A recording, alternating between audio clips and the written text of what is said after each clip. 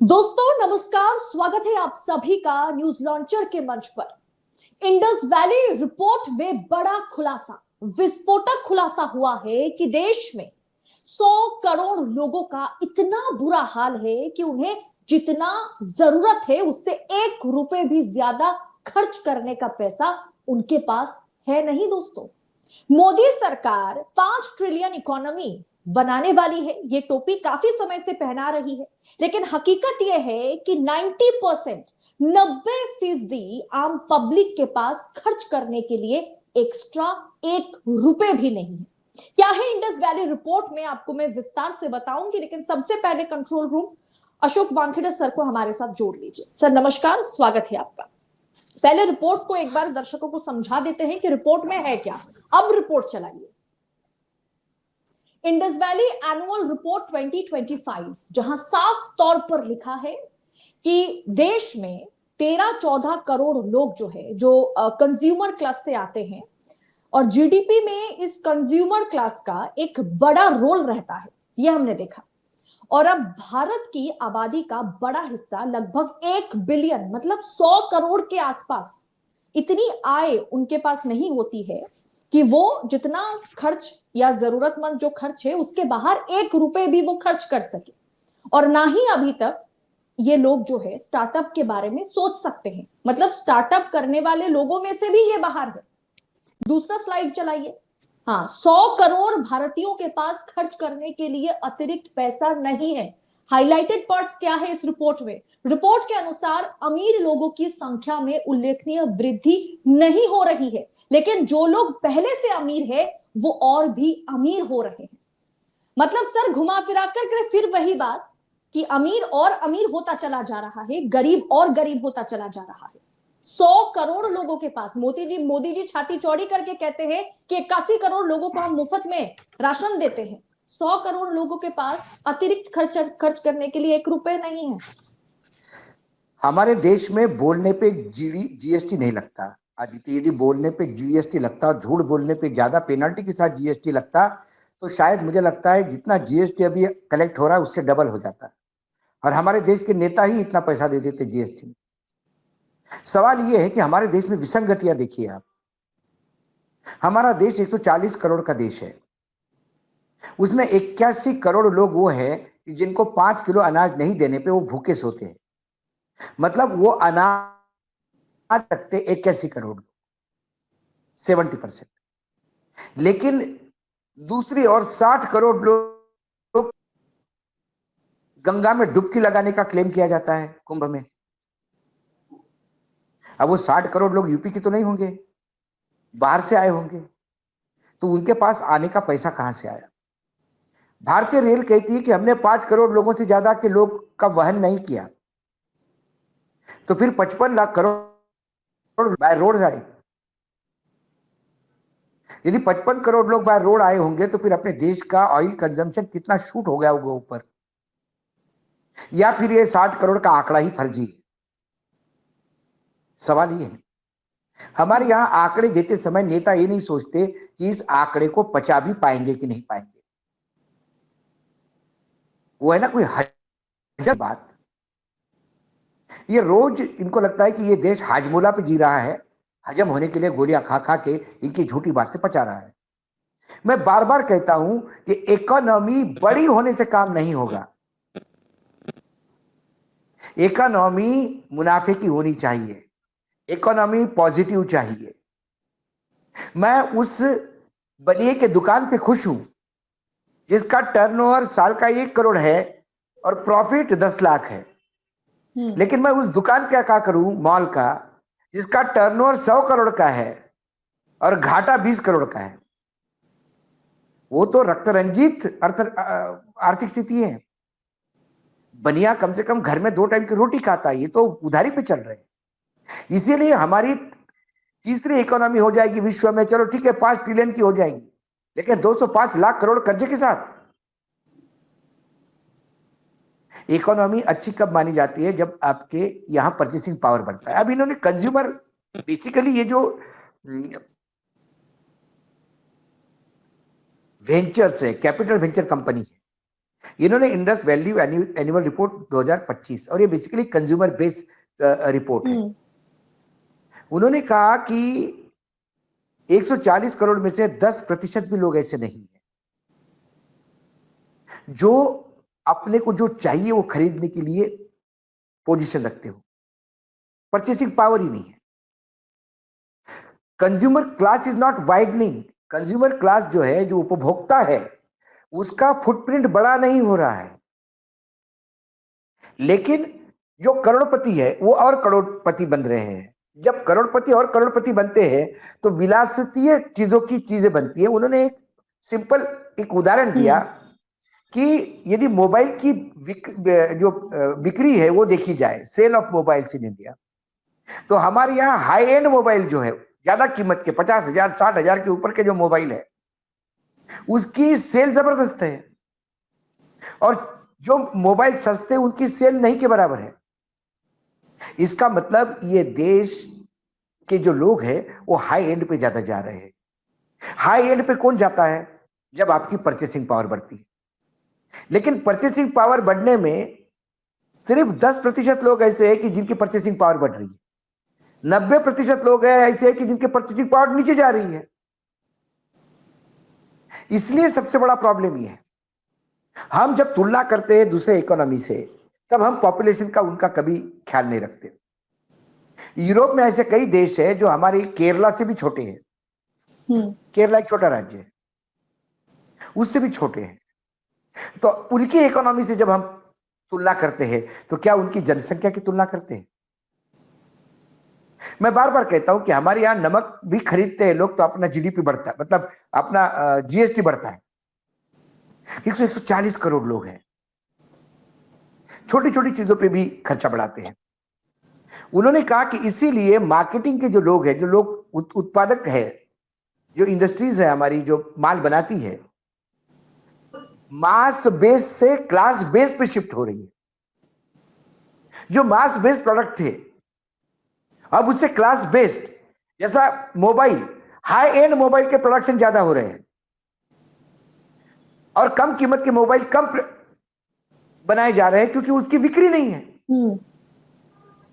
जिसके पास एक मोबाइल है, दूसरा मोबाइल नया, देखिए जिसके पास आईफोन 13 था, 14 आती थी, उसने 14 ले लिया, 15 आती थी 15 ले लिया, 16 आती थी 16 ले लिया। लेकिन जिसके पास 20,000 का सैमसंग है वो 5 साल से वही यूज कर रहा है। ये डिफरेंस है। उन्होंने कहा कि एक्सपीरियंस इकोनॉमी जो है वो ऊपर जा रही है। एक्सपीरियंस इकोनॉमी मतलब जो ब्रांड एस्टेब्लिश्ड है, जो महंगे ब्रांड है, जो एलिट ब्रांड है, और ये अब हाउसिंग में भी आ गया है। लग्जरी हाउसिंग की डिमांड ज्यादा है, हाई एंड हाउसिंग की, कॉस्टली फ्लैट्स की कीमत मांग ज्यादा है, और लो कॉस्ट हाउसिंग की मांग कम है। क्योंकि जिसके पास एक फ्लैट है वो दूसरा बड़ा फ्लैट आ गया तो वो लेता है, क्योंकि उसके पास परचेसिंग पावर जबरदस्त है। श्रीमंत और रईस हो गया है, पैसे वाला और पैसे वाला हो गया है, और गरीब हो गया है। इसलिए गरीब की अब लो हाउसिंग भी लेने की औकात नहीं रही, और जो पैसे वाला है उसके एक फ्लैट लेने के बाद 4 फ्लैट और लेने की औकात बढ़ गई। इसलिए प्रीमियम सेगमेंट में चीजें बढ़ रही है। ये देश के लिए कोई अच्छी बात नहीं है। ये देश में हम 2 क्लास बना रहे हैं। यदि हम कहें कि ये सरकार जो है उद्योगपतियों की सरकार है तो गलत क्या है? क्योंकि इस सरकार में कौन बढ़ रहा है आगे? अंबानी, टाटा, बिरला, महिंद्रा, अडानी, और बाकी सामान्य इंसान क्या, किसान क्या है? किसान का इनकम घट रहा है, मजदूर की मजदूरी घट रही है। यदि उसकी पेमेंट भी, सपोज उसकी मजदूरी बढ़ रही है, तो महंगाई इतनी बढ़ रही है कि वो मजदूरी, बढ़ी हुई मजदूरी कब उसमें ऑब्जर्व हो जाती, खत्म ही नहीं पड़ता। जिसकी तनख्वाह 30,000 रुपए थी तब वो घर का किराया 8,000 रुपए दिया करता था। आज 60,000 रुपए घर की उसकी तनख्वाह हो गई। लोग बोलेंगे डबल हो गई इनकम, लेकिन किराया 20,000 रुपए हो गया, डबल से ज्यादा हो गया। स्कूल का खर्चा बढ़ गया, खाने पीने की चीजें बढ़ गई, और जब खाने पीने की चीजें बढ़ जाती है तो फिर महंगाई का तड़का लगता है आम आदमी। पेट्रोलियम प्रोडक्ट के चलते सभी चीजों पे तड़का लग गया महंगाई का। तो जिसके पास ज्यादा पैसा है वो क्लास और तरक्की कर रहा है।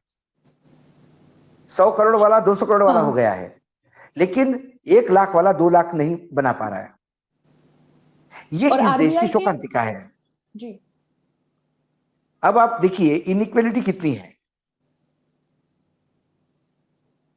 2000 सॉरी 1990 में 10% लोग ऐसे थे कि जो 34% शेयर उनका नेशनल इनकम में था।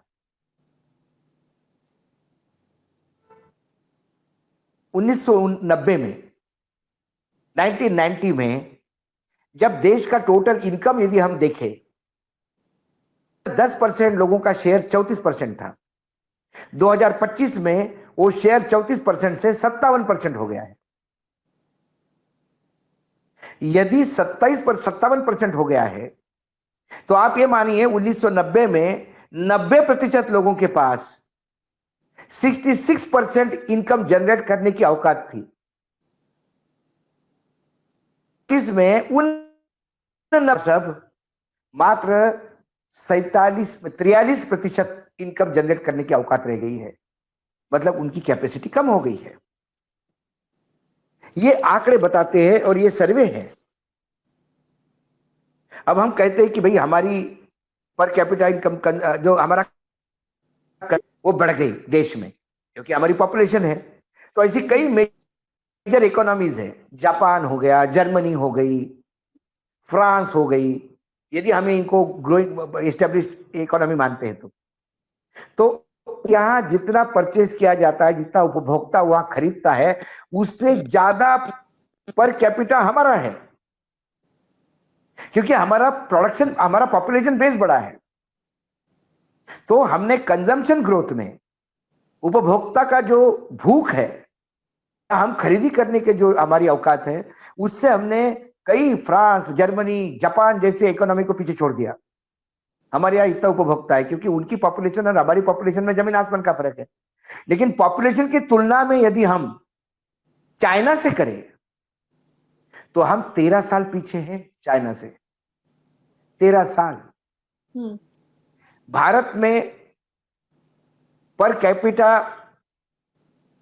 जो कंजम्पशन ग्रो ये था, मतलब पर कैपिटा इनकम की यदि ग्रोथ की यदि बात करें हम कंजम्पशन की, तो 2023 में 1493 डॉलर पर पर्सन। चाइना में 2010 में 1597 डॉलर था। 13 साल चाइना से पीछे हैं हम। चाइना की बराबरी करने में हमको 13 साल लगेंगे। अमेरिका की बराबरी करने में हमको 34 साल लगेंगे। हाँ, इसीलिए जब लोग कहते हैं कि हमारी है इकोनॉमी बड़ी नहीं हो गई भैया।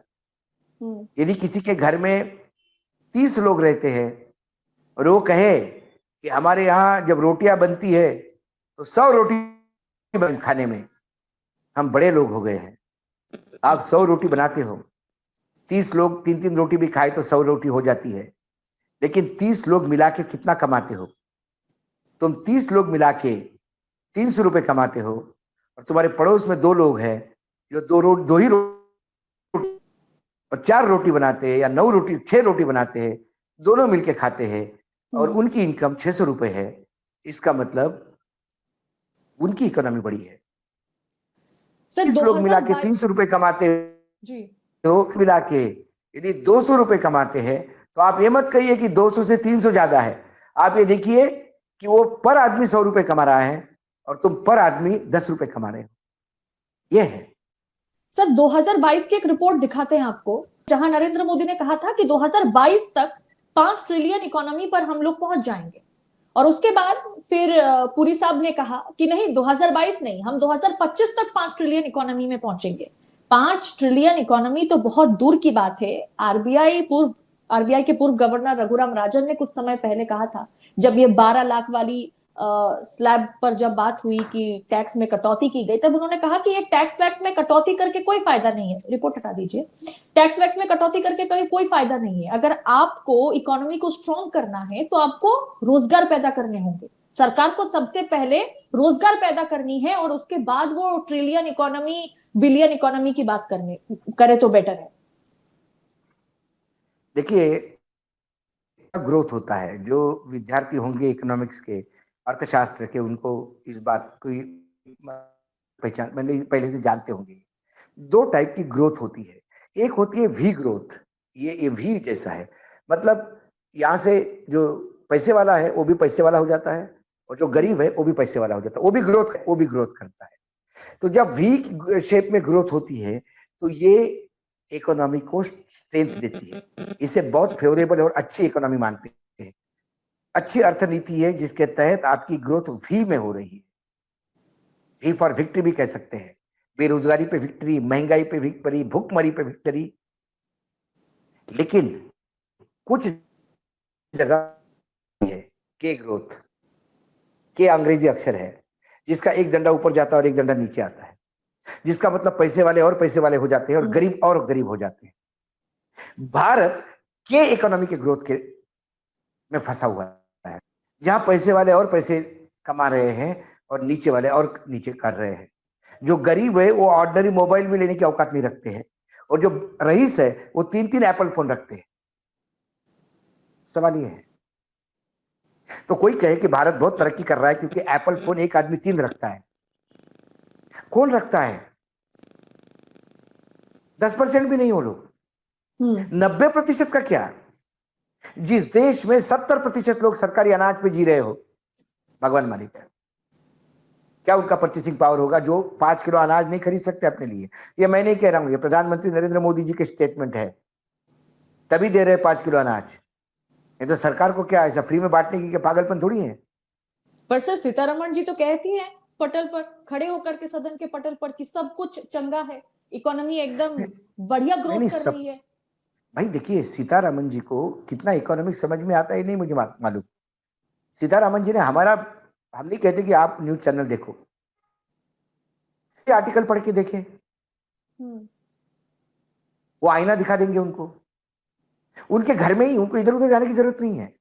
हाँ, जब शाम को घर उनके जाती पति होगी जी। तो पतिदेव को कहना कि तुमने क्या लिखा, जरा पढ़ाना मुझे।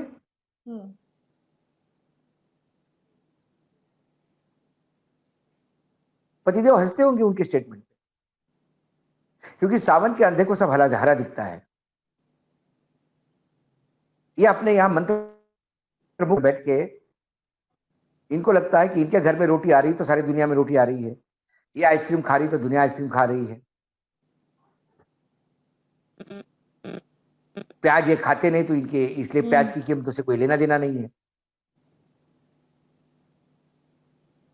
सवाल ये है पराकला कि प्रभाकर तो आप खुद देश कहते के हैं वित्त कि मंत्री हैं, आप देश के वित्त मंत्री हैं, आप क्या खाते, क्या पीते, कैसे पहनते, क्या नहाते, इससे कोई मतलब नहीं है।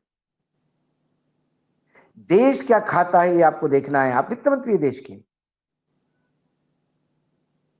देश खा पाता भी कि नहीं पाता ये देखना चाहिए। चंद लोग सोने के थाली में खाना खा रहे 10%, और 90% थाली ही नहीं जिनके पास, तो खाना कहां से खाएंगे? सवाल वो है। 14 से ये खाई और बढ़ रही है, और सरकार की सारी नीतियां इसी खाई को और बढ़ा रही है।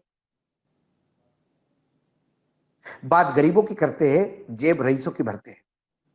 बात किसानों की करते हैं, वालों की भरते हैं, दलालों की भरते हैं। बात बेरोजगारों की करते हैं, और पॉकेट रोजगार खाने वालों की भरते हैं। ये वस्तुस्थिति है। इस रिपोर्ट मुझे आश्चर्य नहीं करती। सर आए दिन इस वाले तरह की रिपोर्ट को रिपोर्ट जो है ये बीजेपी वाले छपती कहेंगे है। कि ये, बीजेपी वाले कहेंगे कि ये सरकार को बदनाम करने की रिपोर्ट है। मुझे यही नहीं समझ में आती, 70% लोग भूखे सोते हैं, अनाज नहीं खाने की औकात है कि इस देश के 70% लोग अनाज खरीदने की औकात नहीं रखते, वो देश बड़ी इकोनॉमी कैसा बन सकता है? सिंपल सी बात है। और यदि मैं और क्लिष्ट भाषा में कहूं कि सरकार के भीख पे लोग जिंदा है, जहां 70% वो लोग, वो इकोनॉमी कैसी विश्व की बड़ी इकोनॉमी हो सकती है, अच्छी इकोनॉमी हो सकती है। मुझे बड़ी इकोनॉमी नहीं चाहिए, मुझे अच्छी इकोनॉमी चाहिए। वानखेड़े सर, बहुत बहुत धन्यवाद आपका न्यूज लॉन्चर के मंच पर हमारे साथ जुड़ने के लिए। तो मोदी और निर्मला सीतारमण ने जिस तरीके से इंडियन इकोनॉमी को बर्बाद किया, अब ये रिपोर्ट देखने के बाद ये लोग कहां मुंह छुपाएंगे? दोस्तों, इस पूरे विषय पर आपकी राय क्या है? इस रिपोर्ट पर आपकी टीका टिप्पणी कमेंट बॉक्स में हमारे साथ साझा जरूर करें और ऐसी तमाम खबरों को पड़ताल के साथ पाने के लिए द न्यूज लॉन्चर के साथ बने रहिएगा। चैनल पर पहली बार आप वीडियो देख रहे हैं तो चैनल को सब्सक्राइब करते हुए जाइएगा। बहुत बहुत शुक्रिया आप सभी का।